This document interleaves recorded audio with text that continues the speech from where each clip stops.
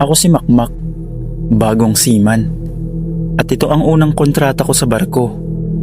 Matagal ko na tong pinangarap, makasakay, makaipon, at maipagmalaki sa pamilya ko sa probinsya. Pero noong unang gabi ko sa barko, doon ko lang nalaman na hindi lahat ng silid sa loob ng dagat ay para sa tao. Ang barko namin ay isang cargo vessel na galing Singapore papuntang Chile. Pag-akyat ko pa lang, naamoy ko na agad ang halimuyak ng langis, bakal, at alat ng hangin. Normal sa barko.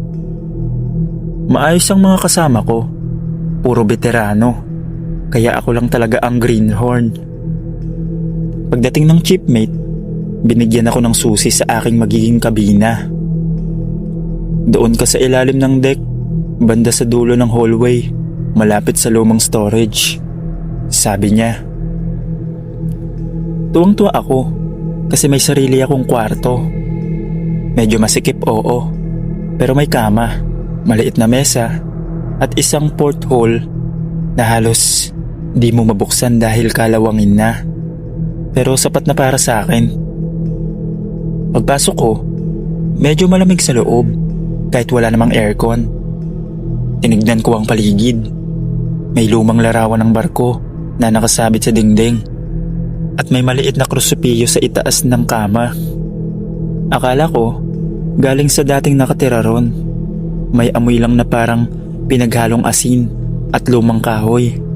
Pero binaliwala ko. Kinagabihan, habang nagpapahinga ako, may narinig akong mahinang tunog ng paglakad sa labas ng kwarto. Akala ko isa sa mga kasamahan ko lang na nagro-robing. Pero nang tumigil ang mga yapak sa mismong labas ng pinto ko, kinabahan ako. Tumingin ako sa orasan, 2:17 AM. Biglang tumahimik, hanggang sa may narinig akong mahina, mabagal na kaluskos sa ilalim ng kama. Pinakinggan ko, baka daga lang o kung ano man. Pero hindi daga ang tunog, parang paghinga. Mabagal, malalim, parang galing sa loob ng pader. Tumayo ako, lumapit sa kama, at dahan-dahan kong inangat ang bedsheet. Wala. Natawa pa nga ako sa sarili ko. Siguro pagod lang ako, sabi ko. Pero paglingon ko sa dingding, may napansin akong kakaiba. Sa bandang dulo, may bakal na hatch na parang sirang takip ng ventilation. At sa paligid nito, may mga gasgas at marka ng kuko. Parang may pilit na kumakapit palabas.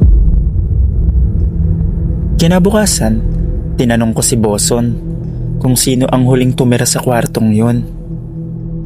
Tahimik lang siya sandali bago nagsalita. Huwag mo na lang masyadong pansinin kung may mararamdaman ka dyan.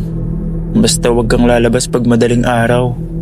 At huwag mong tatanggalin yung krus sa dingding kahit anong mangyari. Natahimik ako. Bakit kailangan kong huwag tanggalin yun? At bakit parang takot siya habang sinasabi yun? Pagbalik ko sa kabina, tinignan ko ulit ang krus.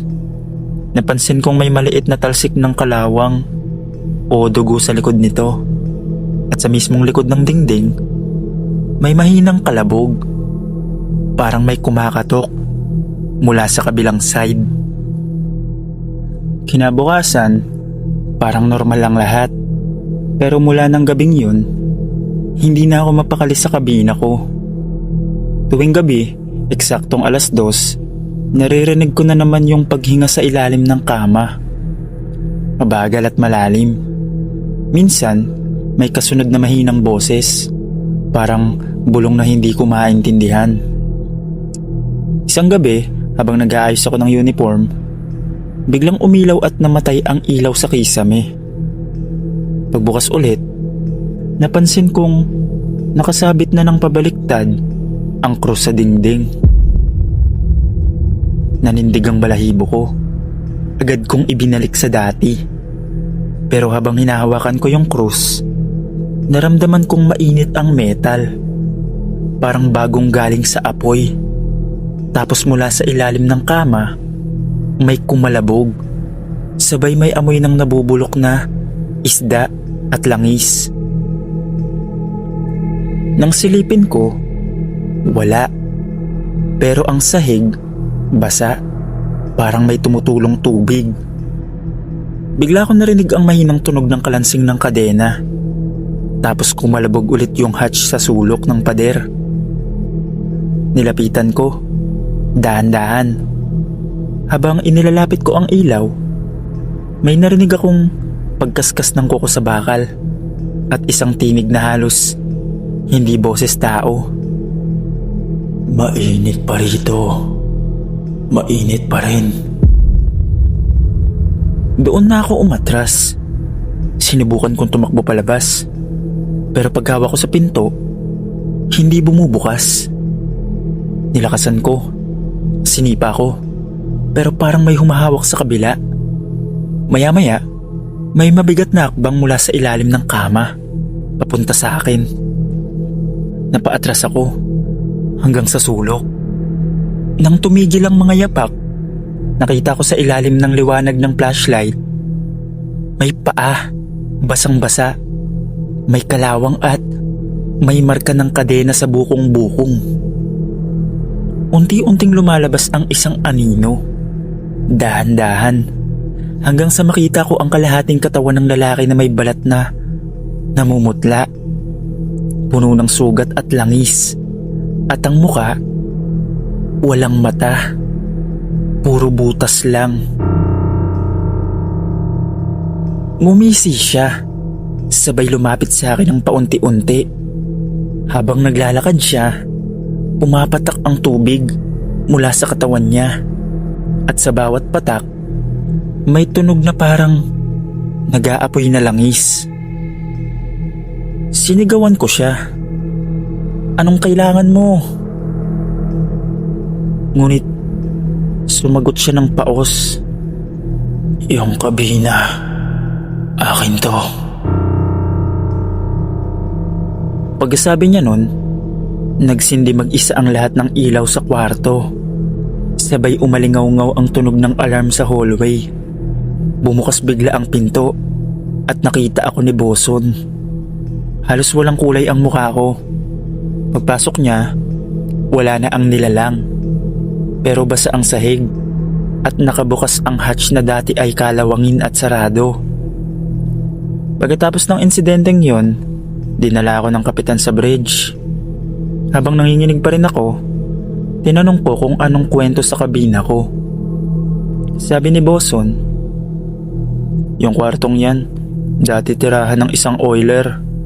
Nahulog sa ilalim habang nag-aayos ng pump valve. Hindi na nahanap yung katawan niya.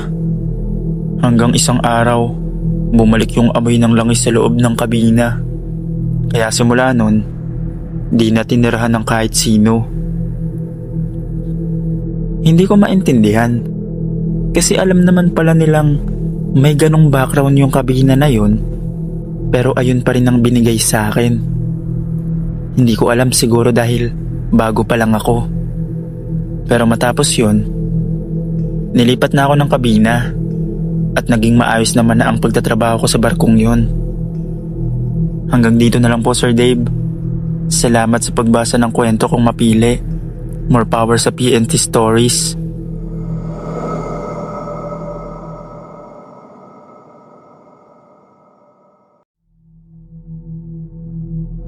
Magandang gabi sa lahat. Ako si Paul, isang seaman na 7 taon nang sakay ng mga barko sa iba't ibang bansa. Sa tagal ko nang naglalayag, akala ko sanay na ako sa lahat. Sa unos, sa dilim, sa mga kakaibang tunog ng barko sa 10 oras ng gabi. Pero noong biyaheng Brazil namin, doon ko lang naranasan ang takot na hindi kayang ituro sa training. Panahon yun ng Hulyo. Naka-assign ako sa isang bulk carrier na may kargang mga bakal na coil. Galing kami sa Santos, Brazil. Paalis papuntang Singapore. 3 araw na kaming nasa dagat. Kalmadong kalmado ang paligid. Pero ang hangin sa loob ng barko ay parang may bigat. Parang may amoy ng kalawang at alat na hindi mawala kahit anong linis. Ang barko namin ay luma na. Halos 2 dekada nang naglalayag. May ilang parte ng koridor na may kalawang at tagis ng tubig alat. At sa gabi, rinig na rinig mo ang bawat ugong ng makina at kalansing ng bakal. Naka-assign ako noon bilang engine cadet at tuwing 12:00 ng gabi, bumababa ako sa engine room para mag-check ng gauge at maglag ng temperatura. Sa totoo lang, ayoko ng oras na yon. Kasi sa engine room, kahit may ilaw, laging madilim sa mga sulok. Mainit, mabigat ang hangin. At minsan, parang may naririnig kang yapak na hindi mo alam kung saan nanggagaling. Noong unang gabi, habang nag-i-inspeksyon ako, napansin kong may bukas na pinto sa dulo ng passage papunta sa luma at di na ginagamit na storage room. Sarado dapat yon kasi may mga lumang spare parts at mga gamit pang maintenance na kalawangin na. Pero nang sumilip ako, nakasindi ang ilaw sa loob. Wala namang dapat tao na ron, kaya lumapit ako. Pagdating ko sa pinto, biglang pumailan lang ang amoy ng lumang langis at something. Mabaho, parang nabubulok na isda. Tinignan ko ang loob.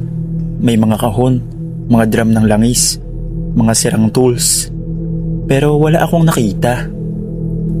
Nang ilawan ko gamit ang flashlight, parang may dumaan sa pinakang dulo ng silid. Mabilis, parang anino lang.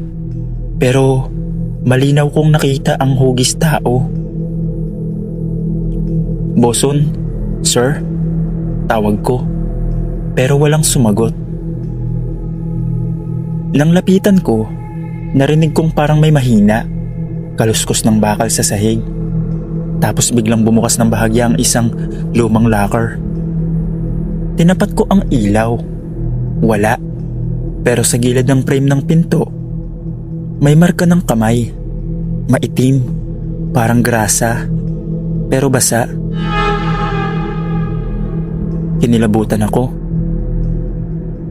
Pagbalik ko sa duty station, tinanong ko ang oiler na si Mang Ben kung may pumasok ba sa storage room. Umiling siya at sinabing, "Wala nang pumapasok dyan, Paul. Matagal nang sarado yan. May naaksidente kasi dyan dati. Yung dating Peter, nahulog sa ladder. Hindi na nailigtas." Hindi na ako nakasagot. Ang gabing yun, habang nasa bangka ko, narinig kong may mga yapak sa hallway. Mabibigat, parang bakal na sapatos. Tinignan ko sa labas. Wala. Pero narinig ko, tumigil yun sa labas ng pinto ko. At sa pinakang dulo ng koridor, may ilaw na biglang bumukas mag-isa. Ang sabi nila, kapag nasa gitna ka ng dagat at may marinig kang hindi mo maipaliwanag, huwag kang tatayo kasi baka hindi lang tao ang naglalakad sa loob ng barko. Simula nung gabing yun, hindi na ako mapakali. Kada duty ko sa engine room, pakiramdam ko may sumusunod. Tuwing papasok ako ron, parang may malamig na simoy ng hangin kahit dapat mainit sa loob. At sa pagitan ng ugong ng makina, may naririnig akong mabagal na paghinga. Mahina lang, pero malapit. Parang nasa likod ko mismo. Isang gabi, 12:00 na naman. Ako ang naka-duty mag-isa. Si Mang Ben ay nasa taas, nag-aayos ng valve sa deck. Ako naman, nag-i-inspeksyon ng mga pressure gauge sa may ilalim. Habang nagsusulat ako sa logbook, may narinig akong kumakatok sa pader ng makina mula sa loob. Tinignan ko. Wala. Pero nang ilapit ko ang tenga ko sa metal wall, maririnig mo talaga. Sunod-sunod. Tapos biglang may bumulong. Paul. Nanigas ako. Napaatras ng konti. Hawak ang flashlight at tinutok ko sa paligid. Wala akong kasama. Pero nang itutok ko sa hagdan, may paa akong nakita. Basang-basa. May bakas ng grasa. Papunta sa itaas. Sumunod ako nang nanginginig habang marahan ang bawat hakbang. Pag-akyat ko sa platform, nakita ko sa gilid ng makina isang lalaking nakatalikod. Basang-basa ang uniforme at may tumutulong tubig sa sahig na parang galing sa katawan niya. "Sir, boson?" Tanong ko. Wala siyang sagot. Dahan-dahan siyang lumingon at doon ko nakita itim ang muka, walang mata, puro tubig at langis ang dumadaloy sa pisngi. Ngumiti siya at sa ilalim ng ilaw may nakita akong malalim na hiwa sa liig, parang sugat ng nahulog sa bakal. Biglang namatay ang ilaw. Narinig kong may tumakbo pababa ng hagdan. Mabigat, parang bakal na boots, sunod-sunod. Tumakbo ako palabas, halos madapa. Pero nang lumabas ako sa koridor, nakasindi lahat ng ilaw. Tahimik ang paligid. Pero sa sahig, may basang bakas ng paa mula sa storage room papunta sa engine control. Sinundan yun ni Mang Ben nang bumaba siya. Pagtingin namin sa dulo, wala. Pero umalingaw-ngaw ang tunog ng bakal na parang may tumatama sa ladder. Nang silipin namin sa baba, may lumang helmet na bumagsak mula sa itaas. Tapos sa mismong helmet, may nakasulat na pangalan. Morales. Siya raw yung namatay. Ilang taon na ang nakalipas. Pag-akyat namin sa bridge, nagulat kami. Halos kalahati ng crew ay ayaw nang bumaba sa makina. Sabi ng iba, naririnig daw nila ang mga yapak at kalansing ng wrench sa gabi, kahit walang tao sa ibaba. May isa pang oiler na sinubukang matulog malapit sa engine room, pero nagising daw siya dahil may malamig na kamay na humawak sa leeg niya. Kinabukasan, habang papalapit kami sa Brazil Coast, napansin ng chief engineer na bukas na naman ang pinto ng storage room kahit nilagyan na namin ng lock. Pinasilip niya sa CCTV at doon namin nakita isang anino ng tao ang lumabas mula sa loob ng silid. Tumigil saglit at nawala sa gitna ng koridor. Pagdating namin sa daungan sa Brazil, nag-request ang kapitan na ipabless ang barko.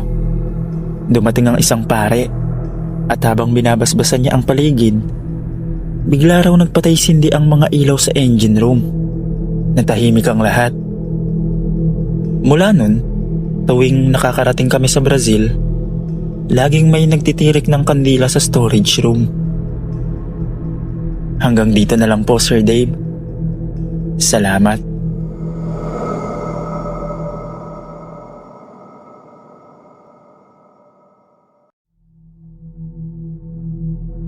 Magandang gabi po, Sir Dave, at sa mga nakikinig. Ako si Ricky, isang seaman na madalas maglayag dito lang sa Pilipinas. Mga ruta mula Batangas papunta sa Romblon at minsan hanggang Iloilo. Hindi ito tulad ng mga malalaking barkong pang-international. Mas maliit, mas tahimik, pero mas ramdam mo ang dagat. Panahon yun ng kalagitnaan ng Hunyo, tag-ulan, at medyo masungit ang panahon. Pero sanay na kami sa ganitong biyahe. Maaga kaming umalis mula Batangas Port, bandang 2:00 ng madaling araw. Ako ang naka-duty sa lockout. Trabaho kong magmasid habang naglalayag ang barko. Tahimik ang lahat. Karamihan sa mga kasama ko ay natutulog pa sa bunks, habang ang kapitan ay nakatingin sa radar. Nakaupo ako sa harapan ng bow. Ang tanging maririnig mo ay hampas ng alon at bakal at ugong ng makina.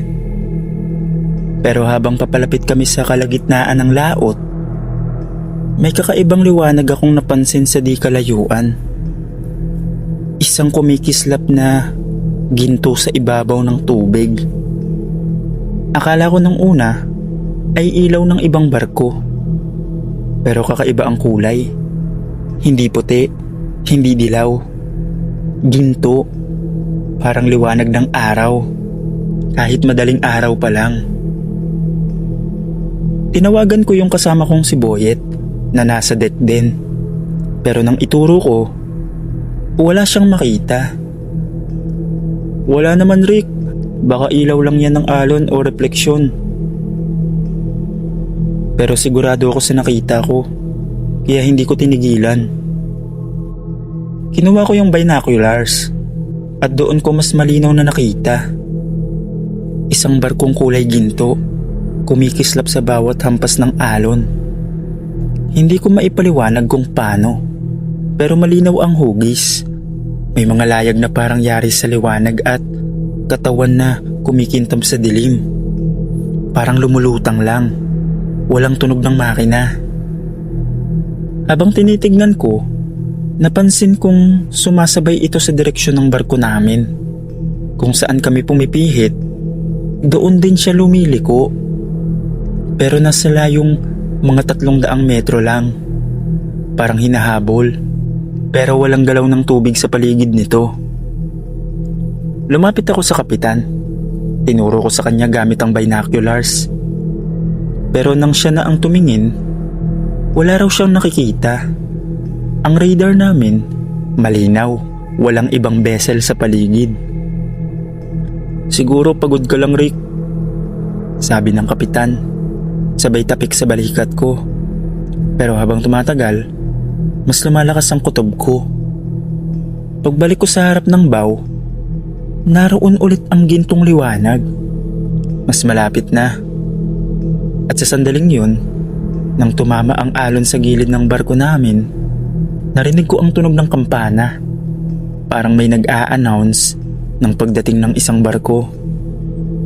Paglingon ko sa karagatan, wala pa ring nakakakita, kundi ako lang. Pero sa loob-loob ko, ramdam kong hindi yun ordinaryong barko. At kung totoo man ng dagat ng Romblon ay puno ng mga nawawalang kaluluwa at lumubog na barko, baka ang nakikita ko ay isa sa kanila. Isang gintong barkong naglalayag sa pagitan ng mundo ng mga buhay at patay. Habang papalayo kami sa kalagitnaan ng dagat ng Romblon, hindi mawala sa isip ko ang gintong barkong yon. Sa radar, wala. Sa mga kasama ko, wala ring nakikita. Pero sa mata ko, malinaw. Lumapit ulit ako sa bow. Hawak ang binoculars. Habang sinisilip ko, napansin kong mas nagliliwanag na ang barko. At sa bawat kislap nito, parang may mga aninong naglalakad sa deck. Mga tao, pero hindi malinaw ang muka. Parang mga nilalang nagawa sa liwanag. May maririnig din akong may hinang boses na kumakanta. Parang lumang awit dagat, mabagal at malungkot. Hindi yan totoo, bulong ko sa sarili ko. Pero habang sinasabi ko yon, biglang tumigil ang makina ng buong barko namin. Tahimik, walang ugong, walang galaw. Tanging hampas ng alon at ihip ng hangin ang naririnig. Lumabas ang kapitan at chief engineer. Nagtakbuhan papunta sa makina. Sabi nila, walang dahilan para tumigil. Puno ng diesel, maayos ang sistema. Habang lahat ay nag-aalala sa makina, napatingin muli ako sa dagat. At doon ko nakita, nasa tapat na namin ang gintong barko. Maliwanag ito, hindi nakakasilaw. Kita ko ng malinaw ang mga detalye. May mga bandilang lumilipad kahit walang hangin. At mga taong nakatayo sa deck, nakatitig sa amin.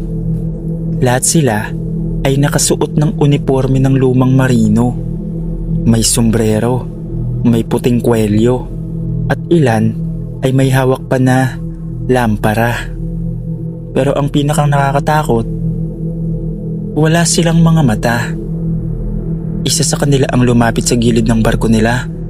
Nakatingin diretso sa akin. Hindi ko alam kung bakit, pero narinig ko ang boses niya sa isip ko. Marami sa amin ang hindi na nakabalik. Huwag mong sundan ng liwanag. Pagkasabi nun, biglang umihip ang napakalakas na hangin. Halos matumba ako. Nagsimulang gumalaw ang alon. At sa gitna ng dilim at ulan, nagsimulang maglaho ang gintong barko. Hindi ito lumubog o naglayag. Unti-unti lang itong naging hamog hanggang sa tuluyang nawala. Kasabay nun, biglang umandar ulit ang makina ng barko namin. Parang walang nangyari. Pagdating namin sa Romblon Port kinabukasan, hindi pa rin ako makapaniwala sa nakita ko. Sabi ng kapitan, may mga marino raw talaga noon na hindi na nakakabalik. Lalo na noong panahon ng giyera, nang maraming barko ang lumubog sa karagatang yon. May mga kwento tungkol sa gintong barko ng mga nawalang marino na minsan ay nagpapakita sa mga seaman na unang beses dumaan sa ruta ng Romblon. Ang sabi ng matatandang taga Romblon, kapag nakita mo ang gintong barko, ibig sabihin, isa sa mga kaluluwang marino ang nakakita rin sa'yo. Bilang paalala na huwag mong kalimutan ang dagat na kumitil ng buhay nila. Pagkatapos nun, hindi ko na ulit nakita yung gintong barko. Hanggang dito na lang po, Sir Dave. Maraming salamat.